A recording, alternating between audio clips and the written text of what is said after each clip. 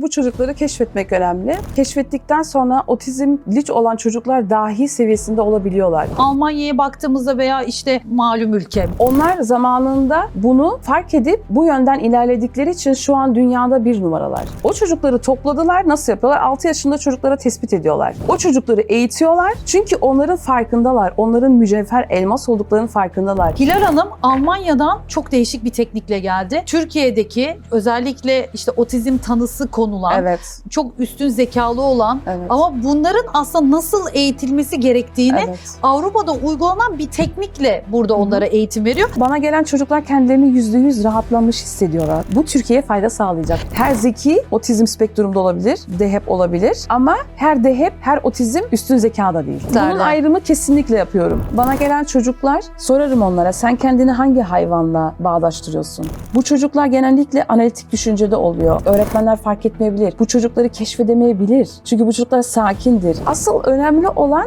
belli etmeyeni anlamak. Her 2 haftada bir çocuklar burada 40'tan üzeri kurs görüyor. Filozofi, teleskopi, mikroskopi, farklı yabancı diller. Onların sosyalleşmesini Evet, sağlayabiliyor evet, musunuz? Evet.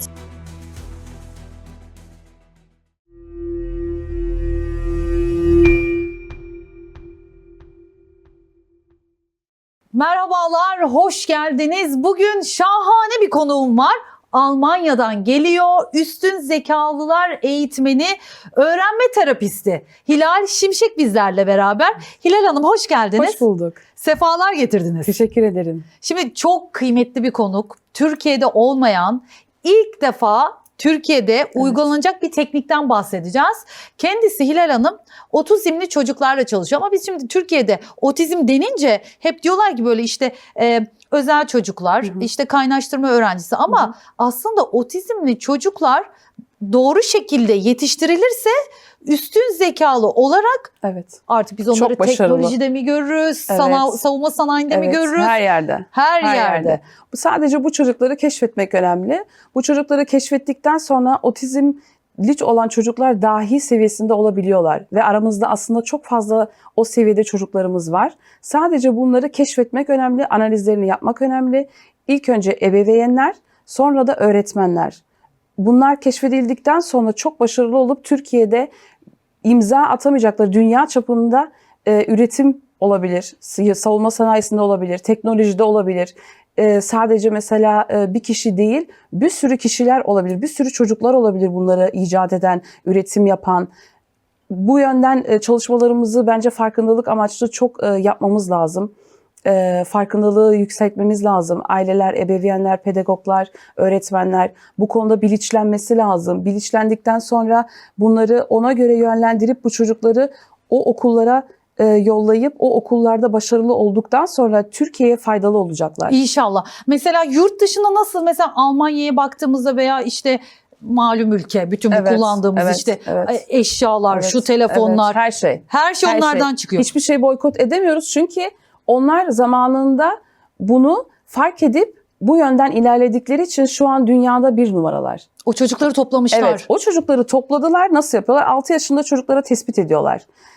Çocukları tespit ettikten sonra ailelerine bile yollamıyorlar. Aileleri de o ülkede kalıyor, malum ülkede. Ve ondan sonra o çocukları eğitiyorlar. Çünkü onların farkındalar, onların mücevher elmas olduklarının farkındalar. O zeka seviyesindeki bir çocuğun neler başarabileceklerinin farkındalar. O yüzden o çocukları kendi ülkelerinde tutup, o çocukları tespit edip, o çocukları ileriye dönük yatırım amaçlı kullanıyorlar. Ve biz bu alanda çok gerideyiz. Maalesef Türkiye olarak çok gerideyiz. İlk önce yatırımımızı buraya yapmamız lazım, çocuklara yapmamız lazım. Eğitim, çocuklar, ebeveynler. Bunu yaptıktan sonra Türkiye'nin kalkınmasının hiçbir engeli yok. Eğer ki biz otizm spektrumu yanlış algılarsak, bunları yanlış telaffuz edersek. Bir hastalıkmış gibi görülüyor evet, değil mi öyle değil. burada? Hayır, Neden kesinlikle öyle değil. Bence bunu bilerek yapıyorlar, bilinçli bir şekilde yapıyorlar. Çünkü istemiyorlar. Düşünsenize sadece diğer yabancı ülkelerde mi zeki insanlar var? Neden sadece bizde Oytun Erbaştek var ya da İlber Ortaylı var? Onlar üstün zekalı olduğu için bunları bu şekilde buralara varabildiler, bunları üretebildiler. Ama maalesef sadece tek tük bizde var. Ama öbür diğer ülkelerde, Avrupa'da olsun, Amerika'da olsun, Çin'de olsun, orada daha fazla öne çıkıyorlar. Halbuki yüzdelik olarak baktığımızda onlarda ne kadar varsa bizde de aynısı var. Aynı seviyede var, yani aynı yüzdelikte var. Ama nedense hep onlarınki ön plana çıkıyor, bizimkiler çıkmıyor. Şimdi Hilal Hanım Almanya'dan çok değişik bir teknikle geldi.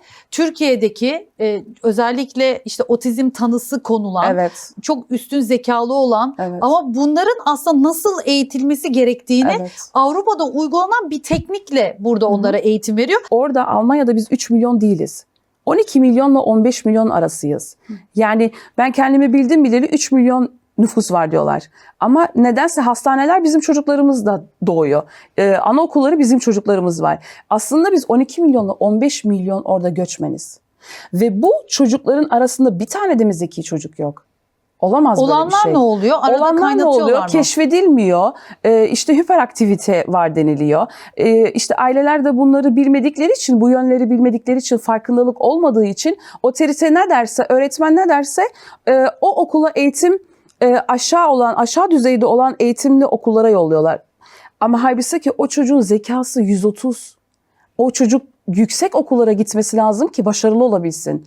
Ve bu yönden bu farkındalığı yapabilirsek çok faydalı olacak. Oradaki göçmen ailelerin çocukları o zaman temizlik işçisi değil, fabrikada değil, iyi yerlere gelecekler ve bizim ülkemize de fayda sağlayacaklar. Oradaki göçmen ailelerin çocuklarını keşfedip, test edip iyi okullara yollarsak o zaman ileriye dönük Türkiye'de çalışmalar yapabilirler. Çünkü maalesef Türkiye'nin eğitim sistemi yurt dışına bakaraktan çok aşağı seviyede. Maalesef. Yani aslında ilk önemli olan hedef bu olması lazım. Devletimizin ilk önceliği bu olması lazım. Maalesef çok aşağı seviyede olduğu için şöyle aslında bir düşüncem var. Oradaki çocukları keşfedip, oradaki potansiyelli zeki çocukları keşfedip, orada eğitim almaları, sonra Türkiye'ye gelip Türkiye için, vatana millete hayırlı çocuklar olmak için burada iş yapmaları. Şimdi Hilal Hanım Köln'de yaşıyor. Köln'e 1 saat. Koblenz. Koblenz doğru mu? Koblenz. Koblenz. Hı hı. Evet. Şimdi biliyordur bizi gurbetçiler. Evet, Almanya'dan evet. izleyenler anlamıştır. Evet. Şimdi orada da özellikle çocuğunda böyle üstün zeka fark edenler, böyle farklı özel bir yeteneği olanlar ama sosyalleşemeyenler. Mesela bunların dereceleri var ya. Evet. Benim de öyle akrabam olduğu için biliyorum çocuk mesela. Hani çocuk çok zeki mesela 1. sınıfa gidiyor. Asperger oluyor herhalde Evet, değil mi? Biraz Asperger. oluyor. Asperger yani aslında o da üstün zeka ama buna ayrı bir dal yapmadıkları için otizm spektruma koyuyorlar. Aslında Evet. otizmle bir alakası yok. Otizm aslında zeka düşüklüğü olanlara otizm diyorlar. Bir de işlevsel zeka Aslında var. zeki olup da zekası düşük diyorlar. Aynen. İlgilenmiyorlar. Evet, aynen. Bunu ebeveyn fark etmezse, doktorlara başvurursa çocuğun davranışları yüzünden, ilgili bir aile diyelim. Çocuğun davranışı yüzünden doktora başvuruyor, doktorlara gidiyor. Doktor da diyor ki bu diyor otizm spektrumda diyor. Ama doktor o an bakmıyor bu çocuk zeki mi, işlevsel otizm mi? Ona bakmayınca o çocuk o damgayla, o raporla hayatı boyunca potansiyelini yaşamadan ilerliyor. İşte sizin de Evet. eğer ailenizde en önemli konusu. böyle Konu bir bu. çocuk varsa işte Hilal Hanım bu çocuklarla Evet. ilgileniyor. Özel olarak yetiştiriyor Evet. ve bunlara kendi alanlarında başarı Evet. Mesela sınıfa giriyor. O çocuk aslında sınıftakilerden daha yüksek potansiyelde Evet. ve sıkılıyor. Ya maalesef şu an Almanya'da mesela Almanya için konuşursak çok göçmen aileler var. İşte savaşlardan dolayı çok göç aldılar. Suriye'den gelenler olsun, Afganistan'dan gelenler olsun. Zaten Türkler bir 2-3 generasyondur orada. Şöyle oluyor. Şimdi ana dili Almanca olan bir öğrenci geliyor. Alman olan. Ondan sonra işte kırık Almanca ile gelen geliyor. Sonra bir de daha renkleri bilmeyen geliyor. Şimdi düşünün ki bir üstün zekalı çocuk o sınıfa girdi. Öğretmenler de artık ne yapacağını bilmiyor. Çünkü tempo yavaş. Birisi daha renkleri bilmiyor. Birisi kırık Almanca ile geliyor. Birisi çok güzel Almanca ile ana dili olarak geliyor. O zaman ne oluyor? O çocuk başarısız oluyor. Birden sınıfın paylançosu oluyor.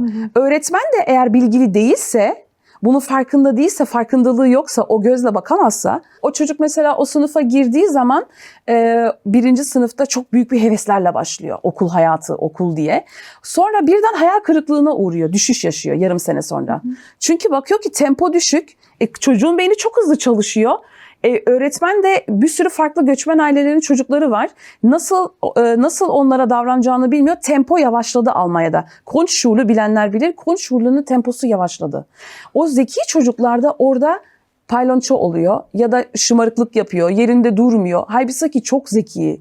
O zekasını orada gösteremiyor. Öğretmen de farkında değilse çocuk farklı yönlere gidebiliyor. Evet. Mesela sabahleyin kalktığında eğer çocuklarınızda karın ağrısı varsa, daha yatağından kalkmadı, okul aklına geliyor çocuğun, karnı ağrımaya başlıyor. Bu şu demek oluyor: ya okulda bir şey yaşadı bu çocuk ya da canı sıkıldığı için gitmek istemiyor. Ama eğer iyi bir sınıf öğretmeni varsa, tecrübeliyse, senelerin öğretmeniyse ve hissediyorsa biraz duygusal olarak da bu konulara hakimse, o zaman o çocuk dersini yaptığı zaman, ödevlerini ya da sınıfta, o zaman ne oluyor? Ona ayrıyetten ödev veriyor. Çünkü Evet. o çocuğun ona ihtiyacı var. O çocuk, bazı çocuklar 7 kere de anlıyorsa o zeki çocuk bir kere de anlıyor. Düşünsenize, o zaman nasıl vücudu tepki vermeye başlıyor canı sıkıldığı için. Sonra buna dehep diyorlar. Halbuki ki o çocuk dehep değil. Eğer bu konulara hakim değilse götürdüğünüz doktorlar, öğretmenler, otoritenin ne dediğine inanmasınlar. Çocuklarını kendileri ilk önce tanısın. Çocuklarını tanırlarsa o zaman karşı da çıkabilirler. Bu doktor diye doktora da güvenmesinler. Evet. Çünkü bu alanı herkes bilmiyor. Evet. Şimdi işte tam da sizin alanınızda şunu sormak istiyorum. Siz bu çocuk beyninin süper zekaları dahileri nasıl anlıyorsunuz? O hani mesela anlatmıştınız ya, bu nesneleri kokluyor çocukların rüyasında. Biraz içeriğinden bahsedelim, sonra nasıl çalıştığınızdan bahsedelim. Evet. Şimdi şöyle oluyor bu. Çocuklar küçük yaşta doğduklarında bile belli oluyor bazen. Onlar çok gözleri açık doğuyorlar. Farklı, yani boş bakmıyorlar. Hastanede bile, doğumdan sonra o çocuklar gözleri açık ve sanki farkındaymış gibi bakarlar. Biraz ay geçtikçe belli eder. O biraz önden gider. Mesela ikinci dile başladık, ilk dile, ana dillerini konuşmaya başladıklarında bir kere söylediğin kelimeyi hemen geri tekrarlarlar. Yani hemen hafıza onu kapıyor. Anlatabildim mi? Ve ondan sonra da ikinci dile başladıklarında misal aksansız konuşurlar, aksan olmadan. Sanki o da onun ana diliymiş gibi. Ve gittiği geldiği yolları hafızasında tutar. Mesela 15 aylıkken hafızayı 15 kilometre evinden uzakta bir yolu tutabilir kafasında. Kokulara çok hassasdırlar, duyarlıdırlar. Tatlara, farklı yemekler denerler. Farklı yemek denemeyen de var. O otizm spektrumuna giriyor. Ama mesela algıları çok açık. Gördüğünü unutmaz. Mesela karşısına bir büyük birisi gelse, mesela 2 yaşında, 2-3 yaşında onun zayıfladığını, kilo verdiğini, dudaklarının kalın olup olmadığı, bu kimin ağzı? Resimleri gösterirsiniz. Sadece mesela dudak yerini gösterirsiniz. O çocuk bu kimin ağzı diyebilir etrafındaki ailesinden. 10 kişinin hangisi bunun ağzı diye bilebilir.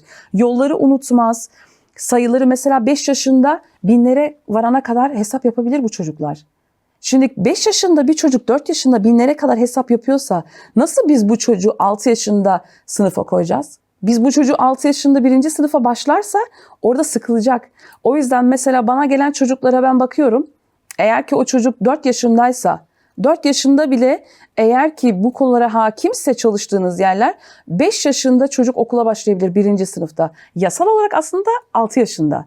Ama çocuğun eğer IQ testi varsa, arkasında iyi bir kurumlar varsa, bunlar o zaman devletle konuşuyor. Bu çocuk diyor bu seviyede, bu çocuk sonra da ileride problem yaşar. Sınıf temposu ona yavaş gelir, başarı seviyesi düşer.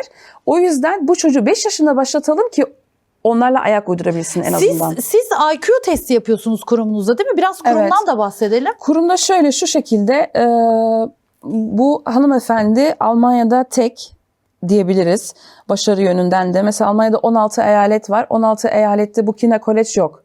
Bu eyaletteki bu Kindercollege'e öbür eyaletlerden çocuklarını getiriyorlar. Bir okul kiralamışlar. Her 2 haftada bir çocuklar burada 40'tan üzeri kurs görüyor. Ne? Filozofi, teleskopi, mikroskopi, farklı yabancı diller, Çince, İngilizce, Rusça, ne isterlerse, kreatiflik olarak da el becerileri, sanatsal, satranç, matematik, politik, yani farklı kurslar veriyorlar. Burada danışmanlık hizmetleri var, burada akademisyenler çalışıyor, doçentler çalışıyor. Bu kadının hikayesi de çok ilginçtir ve çok duygusal, kendisini çok severim. çocuğu dahiydi. 145 ile 160 IQ'daydı. Gördüğü rüyalar da çok farklıydı. Bu Helga Tierhoff'un oğlu intihar etti İngiltere'de. Evet, maalesef. Üniversite zamanında sevgilisi varmış. Evlilik teklifini kabul etmiyor sevgilisi. Sonra arabayla kendini sırtına da takıyor, çanta Çantasına. takıyor.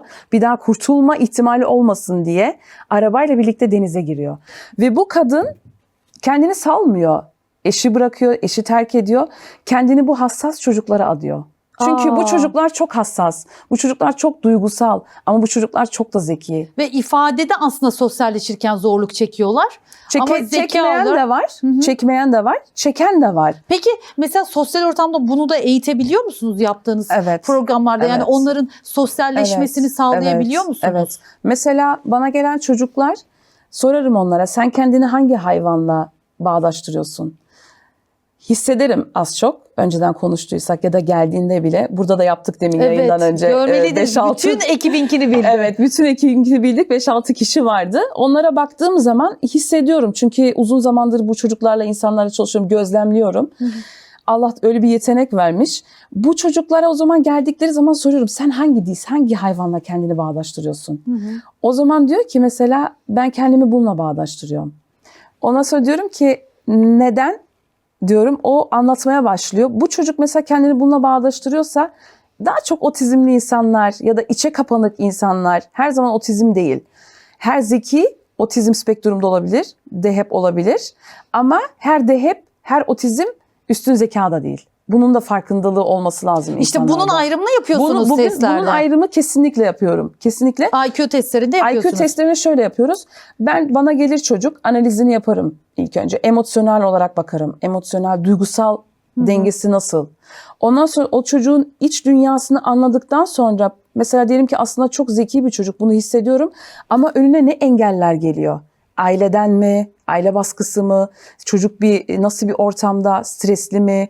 İçe kapanık mı? Çocuk açılmamış mı? Çocuğu sosyalleştirmemişler mi? Çocuk sosyalleşmek istemeyen bir yapıda doğmuş olabilir. Dünyaya gelmiş olabilir. Bu bir fıtrattır. Bu bir özellik de olabilir. Üstün zekalar mesela yalnız kalmayı çok sever.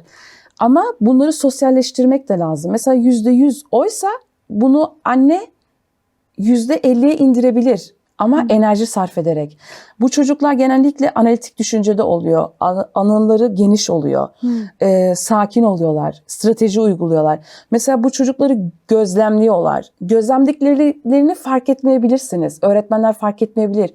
Bu çocukları keşfedemeyebilir. Çünkü bu çocuklar sakindir. Mesela nasıl baykuş izler? Bu çocuklar izler, kaydeder. Ama bazısı da konuşarak yapar. Rengarenktir, özgürdür, özgür ruhludur. Bu çocuk da zaten kendini belli eder bu. Ama asıl önemli olan belli etmeyeni anlamak. Fazıl Say, dünya çapında değil mi piyanistimiz? O mesela keşfedilmesi zor bir sanatçı. Neden? Çünkü o içe kapanık, sakin, kendi hayal dünyası var, kendi dünyası var. O yüzden asıl mesele öyle insanları keşfedersek bunu dengelemiş oluruz. Aslında o kendini notalara vermiş piyanoya değil mi? Evet, Ama duygularını orada ifade ediyor. Ama onu keşfedilmeseydi o zaman bir fazla sayımız olmayacaktı. Ve yüzlerce, binlerce fazla sayımız olabilir bizim.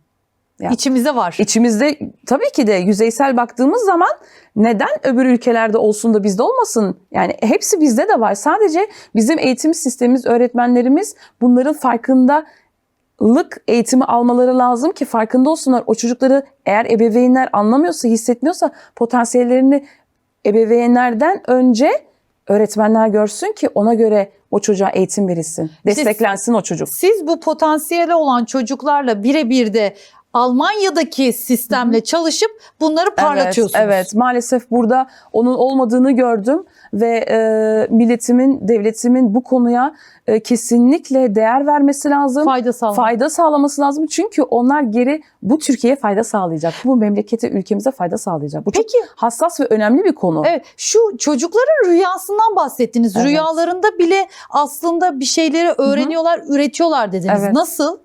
Şöyle oluyor, mesela bu çocuklar çok farklı olduğu için eğer arkadaş ortamı, aile bu çocukları desteklemezse, mesela bu çocukların çok farklı soruları oluyor. Hatta bazı anne baba cevap bile veremiyor, yetişemiyor onun hızına. Yani diyor ki nereden çıktı bu soru diyor. İşte o an o çocuğu geçiştirmeyecek. O an o çocuğu oturup dinleyecek. Bu soru ne? Bilmemek önemli değil. Bilmiyorsan o zaman hemen de ki oğlum da 2 dakika içinde sana geleceğim veya kızım geleceğim sana geri döneceğim. Git hemen araştır, onu cevapla. O çünkü o soru onun için çok önemli. Orada devam üretiyor. Devam beyni çalışıyor. Anlatabiliyor muyum? O devam, o soruların cevabını alınca başka bir puzzle tile yapıyor orada. Peki o rüyada çözümlediği Şöyle veya oluyor. yarattı değil mi? Ürettiği rüyasında şöyle oluyor. ürettiği Mesela, şeyleri hatırlıyor mu ertesi gün? evet, hatırlıyor. Onun rüya olduğunu da biliyor. Mesela rüyasında arkadaş edinen çocuklar var. Bilinçaltı bunu yapıyor. Buna endişelenecek bir şey yok. Sakın şaşırmayın. Bu bilinçaltında kendine göre bir arkadaş bulamadıysa, arkadaş çevresinde veya ailesi onunla ilgilenmiyorsa, onun duygularını anlamıyorsa, sorularını anlamıyorsa, zekasını anlamıyorsa, o zaman o çocuk bilinçaltında rüyasında arkadaş ediniyor. O arkadaşla da dünyada yapamadığı, merak ettiği şeyleri rüyasında yapıyor. Mesela ormana gidiyor. Ormanda keşif yapıyorlar arkadaşlarıyla. Ondan sonra o rüyada mesela mantarlara bakıyor. Dünyada görmediği yaprakları orada görüyor. Veya o çocuklara rüyalarında farklı yerleri gösteriyorlar. Mesela Konya'ya giden çocuklar var bana gelen. Ya evet, Konya'ya gidiyorlar. Rüyasında onu Konya'ya gezdiriyorlar. Ona ismini soruyorlar. İsmini sorduklarında, ismini söylediğinde orada kendini önemsendiğini hissetmiş çocuk. Bana değer verdiler. Anne demiş, bana değer verdiler. Bana götürdüler, ben Konya'ya gezdirmişler, yedirmişler, içirmişler rüyasında. Bunlar çok çok önemli şeyler. Kendine aslında hani mesela evde Konyalı olduklarını konuşuyorlar vesaire. Evet. Okulda kendine bir alan bulamadığı için kendi iç dünyasında kendine bir alan yaratıyor. Kendine bir alan yaratıyor, Diyor. orada üretiyor. Ama öğretici rüyalar da var. İşte o öğretici rüyalar da çocuklara, eğer o çocuk zekiyse, ileride bir şey yapabilecekse bu dünyada, tıkanmalar olmazsa hayatında, ailede destek çıkarsa, o çocuğa rüyalarında farklı şeyler, deneyimler öğretiyorlar ki onu hayatta bir bakıyorsun ki nereden öğrendin diyorsun, çocuk da hatırlamıyor. Bazen hatırlamıyor, bazen hatırlıyor. Rüyamda gördüydüm diyor. O yüzden çocuklarınızla annelere burada çok iş bitiyor. Anneler burada çok farkındalığı olmaları lazım. Yani bu çocukları tanımaları lazım, bilmeleri lazım. Bütün enerjilerini çocuklara harcamaları lazım, çocuklarına. Onlardan daha önemli ne var ki? Değil mi? O çocukları tanırlarsa, mesela bana gelen bazı çocuklar var, daha rüyalarını annelerine anlatmamış. Ve o rüyaları tek başına yaşıyor. Korkunç rüyalar görüyorlar. Sonra anne mesela zannediyor ki oğlum uyuyor, zannediyor. Çocuk 2 saat uyuyamıyor aslında yatakta. Sadece gözleri kapalı. Hep endişe içinde. Kaygı bozukluğu olan çocuklar var. Tırnak yiyen çocuklar var. Farklı tikleri olan var. Mesela otizm spektrumda, Asperger'de bunu anneler dikkat etsin. Şöyle başlayabiliyor. İlk önce göz tikleri başlıyor. Bu çocukların tikleri olabilir. Çok azdır. Yüzeysel olarak çok azdır ama vardır. Aspergerliler genellikle içleri blokaj olursa, sinir sistemleri kilitlenirse, anlaşılmamış hissederlerse evde kendilerini ebeveynlerden, bu çocuklar kilitliyor kendini. Nasıl? İçe kapanık oluyorlar. Mesela şöyle örnek verebilirim. Ailede bir tartışma oldu, tamam mı? Çocuk tartışmadan sonra kendini ifade etmiyor. Zannediyor ki beni anlamayacaklar zaten. İçe dönüyor. Anlatabildim mi? Sonra odaya çıkıyor. Çocuğa diyorum ki ne yapıyorsun odanda diyorum. Tahmin ediyorum aşağı inmeyeceğini geri. Uyuyakalıyor musun diyorum. Bazen diyor uyuyakalıyorum diyor. Diyorum ister misin diyorum aslında annen gelsin seni odadan çıkartsın. Verdiği cevaba bakın, diyor ki eğer diyor annemle babamla tartıştıysam diyor kardeşim gelip beni çıkartsın, büyük abim diyor. Eğer diyor kardeşimle tartıştıysam annem babam çıkartsın. Peki soruyorum gelen var mı? Hiç kimse gelmiyor. Sen ne zaman aşağı iniyorsun? Eğer bir randevum varsa, futbola, maça yetişeceksem. Çünkü mükemmeliyetçi, kendisi saatinde dakik gitmek istiyor. Dakik gitmek istediği için tek aşağı iniyor. Peki diyorum ki aşağı indikten sonra bu konuyu açıyor musun? Üzüldüğün konuları, emosyon, çünkü bunlar duygular. Evet. Hayır açmıyorum diyor. Neden? Çünkü anlayacaklarını zannetmiyorum. O zaman ne oluyor? Bu çocuk içe kapanıyor. İç dünyasında yaşıyor. Evet, iç dünyasına taşıyor. O zaman bu ne oluyor? Sinir, asabiyet, tırnak yemeye başlıyor. Çünkü kendini ifade edemiyor. Nasıl beni anlamayacaklar? Zaten beni anlamayacaklar diyor. Ama diyorum ki ister misin anlayan bir insan seni dinlesin? isterim. O yüzden de bana gelen çocuklar kendilerini %100 rahatlamış hissediyorlar. Ben mesela bir çocukta şey görmüştüm. Hani böyle anne baba kavga ediyor, içe kapanıyor dediğinde. Evet. Çocuk mesela kabız olmuştu. Tuvalete çıkamıyordu. Evet, tabii ki de. Haftalarca çıkamadı. Tabii ki de uyku uyuyamayan çocuklar, yemek iştahı giden çocuklar, birden iştah kesiliyor. Tırnak yiyenler olsun, tikleri olan olsun. Mesela ne yapıyor bu Asperger anlattığım çocuk bana gelen? Göz tiki var. Hep böyle yapar onlar. Sonradan eğer o blokajlar çözülmediyse, o çocuk hala kendini ifade etmiyorsa, içinde biriktirdiyse, çünkü daha küçük oldukları için onları işleyemiyorlar, o duyguları. Eğer anlatırlarsa rahatlayacaklar. Ondan sonra ne oluyor? Şu kol tiki başlıyor, omuz tiki. Omuzunu sürekli böyle yapar. Ve bunları küçük yaşta terapi edilmezse, bu çocuk açılmazsa, hala o ebeveynler bunu düzeltmezse, aslında en başta ebeveynlere düşüyor bu iş, çocukta değil. Çocuğu güzel anlarlarsa o zaman o tikler, terapiyle birlikte bu tikler gidiyor. Yoksa ölene kadar kalır. 30 yaşında 40 yaşında evlenir. Evet ya, düşünsene. Yani düşünsenize sürekli insanlar içindesiniz ve aslında o çocuk biliyor bunun normal bir davranış olmadığını, çok az insan yaptığını, kendine özgüveni kırılıyor. Sürekli böyle yapar, tik yapar. Sürekli böyle yapar. Bu ikinci evre. İlk önce gözde başlar. Stres çoğaldıkça omuz başlar. Mesela şu yakasını kemiren çocuklar, yakasıyla oynuyor. Özgüven eksikliği, o an ne yapacağını bilmiyor. Göz teması kurmayan çocuklar. Yemek konusunda hassas olan çocuklar yemekleri koklarlar ilk önce. Veya karışık yoğurtla pilavı karıştırmaz. Sıvı şeyleri pek yemezler, kuru. Ama ne yapması lazım anne? Evet, böyle bir çocuk var. Oytun Erbaş her zaman bunu söyler. Evet, böyle birisi %100 evet bu fıtratta doğmuş olabilir. Ama anne buna enerjisini verirse, ilgilenirse çocuğuyla, mesela bu çocuk diyelim ki pilav seviyor tek. Kuru şeyler seviyor. Ama bu sağlıksız. Her şeyden yemesi lazım. Mantık olarak mı anlatacak o karşıdaki çocuğa? Nasıl Mantık olarak değil. Mesela ne yapacak? Gel senden bugün bir yemek yapalım. Alışverişe götürecek onu. Bir liste çıkartacak. Listeye bunları alalım. Ondan sonra eve gidecek, o kesecek, o karıştıracak. Yani mutfağa sokacak, hayata sokacak o yemeğin kokusuyla. Ondan sonra ona iştahlanacak. Bu bir anda bir günde olacak bir şey de değil yani. Buna bir zaman, buna bir enerji vermek lazım. Buna bir zaman ayıracaksın, ilgileneceksin. Bunu sürekli tekrarlayacaksın. O çocuk bakacaksın ki en azından farklı brokoli yemeye başlamış. Sadece bu otizm spektrumda olup üstün zekalı çocuklar sadece patates, pilav, fast food yiyorlar. Ama böyle olmaz. Bu çok sağlıksız bir şey. O çocuklara enerjilerini verirlerse anneler, zaman ayırırlarsa, yemek pişirirlerse onlarla alıştırırlar farklı yemeklere. Ve onlar için de kolay olur. Düşünsenize bir anne var. Birisi hepsini yiyor. Birisi az yiyor. Bir ona yemek yapması lazım, bir ona yemek yapması lazım. Sonra eğer anne farkındalığı yüksek değilse dışarıdan yemek sipariş verir. Ya da oturur hep kuru yemek yapar. Anlatabildim mi? Evet. Çocuk da o zaman ne oluyor? Alışıyor. Çocuk da diyor ki hayır ben yemeyeceğim diyor. Biliyor ki karşı koyamayacak annem bana. Yemek yeter ki yemek yiyeyim diye Nutella sürecek ekmeğime. Çünkü böyle bir çocuk zekiyse bile burada kırılmalar olur. Yani bu bir kombinasyon. Bu kombinasyon 5 şeyden başlar. Aile ilk önce, aile dinamiği. Sonra sağlık da, bu yiyecek konusu da çok önemli. Çocuk neyle zaman geçiriyor? Sadece okulda olmaz, sadece ders de olmaz. Sosyalleşecek, kuzenleriyle görüşecek, arkadaş edinecek, hobileri olacak. Bu çocuklar televizyon, tablet başında, handy başında olmaz. Yani bir ekran süresi olması lazım. Almanya'da 45 dakika. Yine Günlük mü? Günlük 45 dakika bilimsel ekran olarak. süresi, bunu söyleyelim. Ekran olarak 45 dakikadan fazla değil. Yani bunu Almanlar disiplin. İlk önce zaten bizde disiplin yok. Anne şimdi onunla görüşeceğim diye ya da temizlik yapacağım diye çocuğa 45 dakika diyor. Sonra çocuk deniyor. Anneyi dener her zaman bir deneme tahtası olarak. 15 dakikada, 20 dakikada. Eğer anne de oraya odaklıysa, unutuyorsa o çocuk aşar o saati. Aştıktan sonra her zaman aşmak isteyecek. Bir kum saati koyacaksın oraya, çevir bitene kadar. Bu 45 dakikayı aştırmayacaksın. Sonra o çocuk alışacak ona. 45 dakikayı aşamam ben. Annem izin vermiyor. Yasak. Bizde disiplin eksik zaten. Bu Almanlarda olan, Avrupa ülkelerinde olan disiplin bizde olsa, bizde çok zeki insanlar var. Çok zeki çocuklarımız var. İşte siz onları keşfetmek için en önemlisi Türkiye'deki bunları çocuklarla da keşfetmek. çalışıyorsunuz. Evet. Hem online olarak hem fiziki olarak. Evet. Şimdi eğitimlerimize başlayacağız. Çünkü bu eğitimleri fark ettim ki burada yok. Burada olmadığını gördüğüm için zaten kalkıp buraya geldim.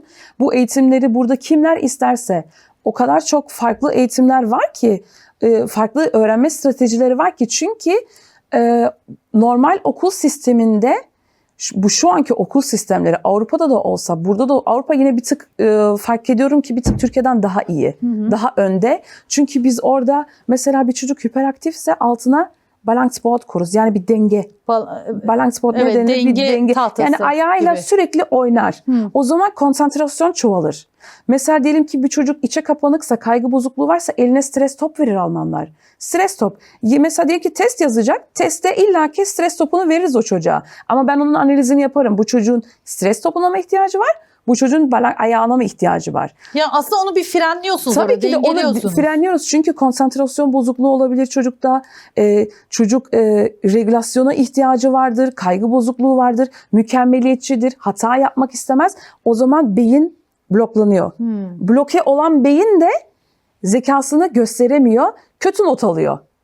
Şöyle de olabilir. Yani IQ testinde çıkar, %40 çıkar ama öbür tarafları çözmezsek IQ testi bize hiçbir şey yaramaz ki. Peki mesela kaç yaşında olması gerekiyor size gelen çocuğun zekasını ölçmek için? Bir yaş sınırı var mı? Evet, var.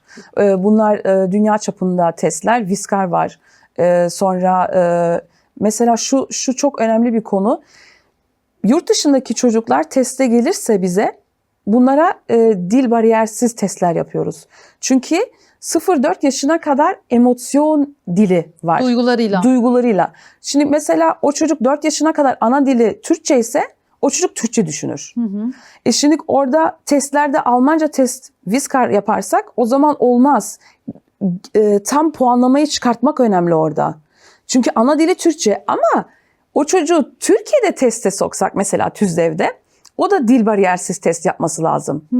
Çünkü yine orada Almanca olduğu için, karışık anaokullarında öğrendiği için, o zaman burada da o çocuğu tespit etmek zor. Peki siz mesela online olarak bir aile size başvurdu. Evet. Atıyorum Konya'dan olsun. Konya'dan başvurdu. Siz online olarak o çocukla bir konuşma gerçekleştiriyorsunuz. Evet. İlk önce aileyle. İlk önce aile bana anlatacak.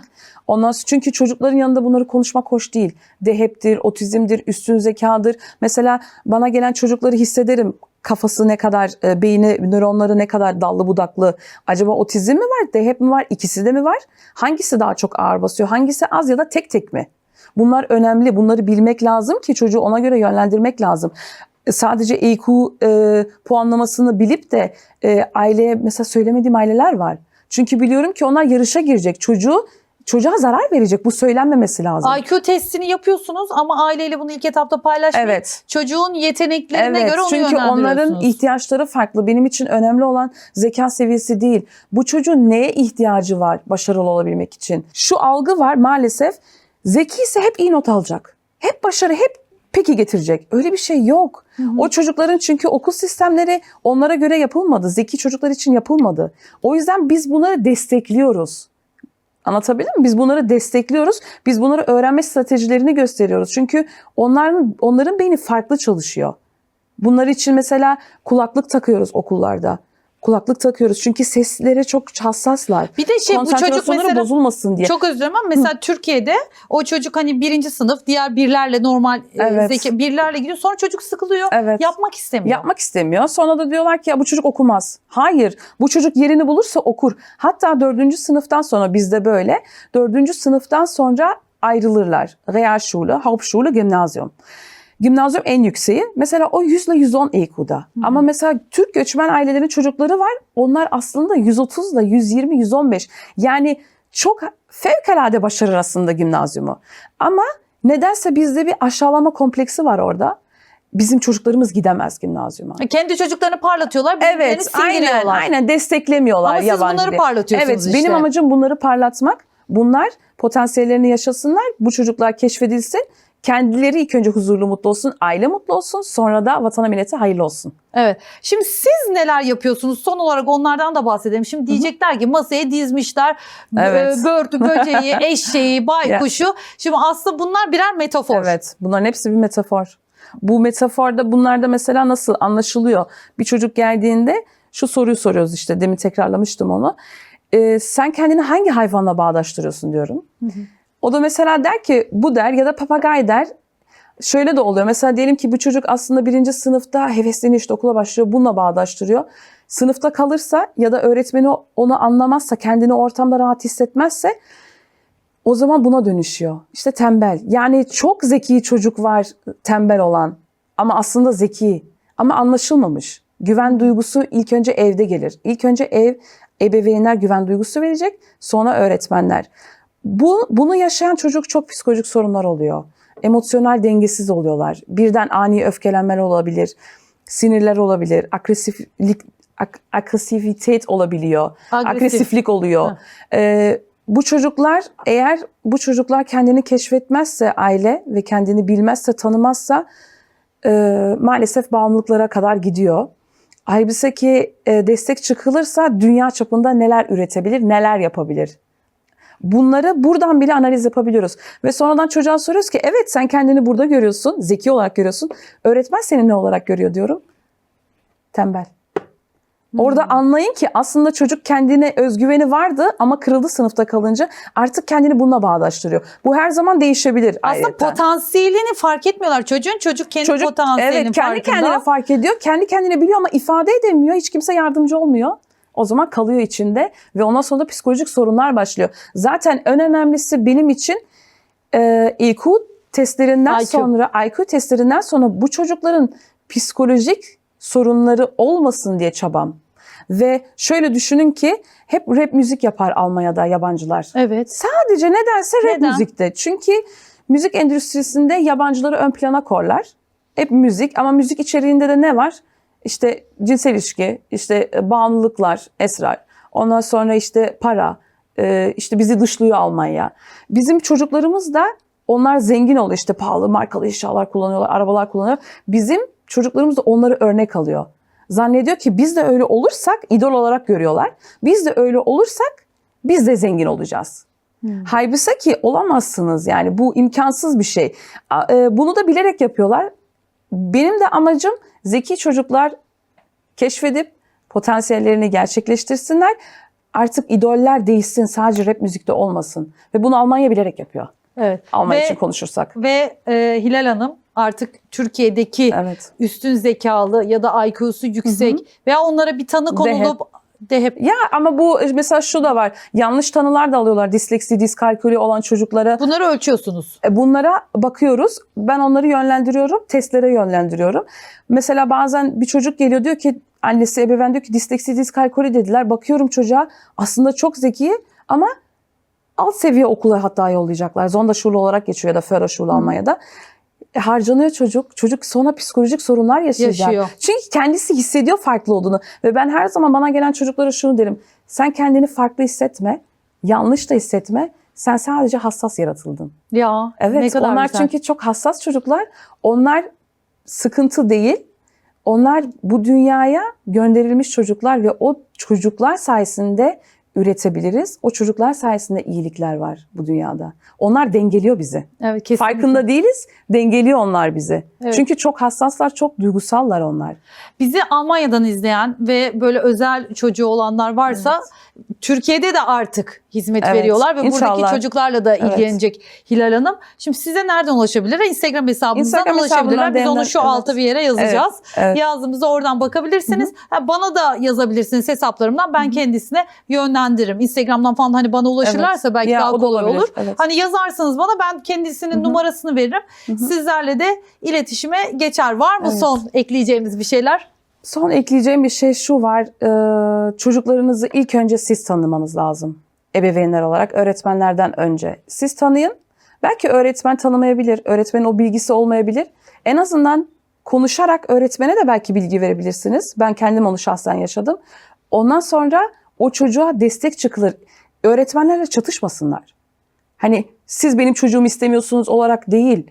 Öğretmenlerle birlikte çalışsınlar. Benim evet çocuğumun bu sorunu var. Ne yapabilirim? Nasıl yardımcı olabilirim? Bu şekilde ilerlerlerse o zaman başarıya ulaşabileceklerinden eminim. Bunlar çok değerli çocuklar. Çok kıymet verilmesi gereken çocuklar. Ve inanın bana 130 ile 145 IQ'daki yüzeysel olarak baktığımız zaman dünyada 2%'te. Yani 2. Ya. Ve bu az değil. Yani 100 çocuktan 2 çocuk, ya birisi bir yerinden daha iyi. Bu şu demek oluyor ki 130 ile 145 neler üretebilir? Neler. Yapabilir? Bu Türkiye'de neler başarabilirler? Yani yazık mı değil hem gençlerimize, ekonomisi şu an iyi değil. Bu çocuklara değer verirsek bu çocuklar kalkındıracak. İlk önce o yüzden hedefimiz çocuklar. Evet. Bir dizi vardı ya Doktor Evet. dizisi, orada çocuk da üstün zekalıydı. İsmini unuttum dizinin, kusura bakmayın. Ya ama maalesef Orada bazen, mesela çok güzel evet, hayata adapte olmaya çalışıyordu falan. Çok güzel bir evet, örnekti aslında evet. dizide. Ama maalesef bazen bazı filmlerde bu çocukları yanlış lanse ediyorlar. Bunu hoş bulmuyorum. O yüzden biz Türkiye olarak film prodüksiyonları ilgilenirse bu konularla bu şekilde de ilerleyebiliriz. Bunların nasıl aslında potansiyellerini keşfedebileceğimizi, nasıl bu çocuklar başarıya ulaşabileceklerini bir film çekilse o zaman negatiflik de kalkar bu çocukların üzerinden. Evet. Evet, çok teşekkür ederim. Ben Değer teşekkür kattınız. ederim. Vallahi çok güzel oldu. Şimdi bana da yazanlar olur muhakkak. Ben de size onları yönlendiririm. Vallahi hoş geldiniz. Hoş İyi bulduk ki de tekrar. geldiniz. Bence Evet. çok faydası olacağını düşünüyorum. İnşallah, Bu çocukları da inşallah. kazandırmak lazım. Evet. Topluma gerçekten. Hedefimiz topluma kesinlikle kazandırmamız lazım. Ne denilir ona? Entegre mi? Evet, entegre. Sen Yayından önce diyordum ki ya Türkçem nasıl ya, acaba anlatabilecek miyim falan. Bence gayet güzel ifade ettiniz. bazen bakıyoruz ki bak eksikler var hala. Yok, bence gayet güzel. Olur o kadar canım. Ya, Almanya'da evet, orada doğduğum için. büyümüş. Evet. Ben yine hadi meslek olarak konuştuğum için Evet. öğrendim artık Ya. bu işi, yani 10 Evet. yılda burada konuşmayı ama İnşallah konuşmayı zamanla öğrendiğiniz için benim de bize olur. dalga geçmesin. O kelimeler Ama benim izleyicim gelecek. biliyor artık ya. Şimdi hani Almanya... Anlayışla karşılayın lütfen. Tabii ki. Şimdi Hilal Hanım Almanca düşünüp Türkçe konuştuğu Evet. için zorlanıyor. Benim ilk yıllarımdaki gibi. Ya bir de Ben hızlı hiç yapmadım. çalışınca da hani beyinde onu bir de ilk önce bir tecrübe etmen lazım. Geri toparlaman lazım. Evet. Bazen karışıklık da olabiliyor. Olabilir. Sürçülisan ettiysek Evet. affola. Merak edenler yine kendisine yazabilirler. Evet. Yeni bir bölümde görüşmek üzere. Hoşça kalın. Teşekkürler.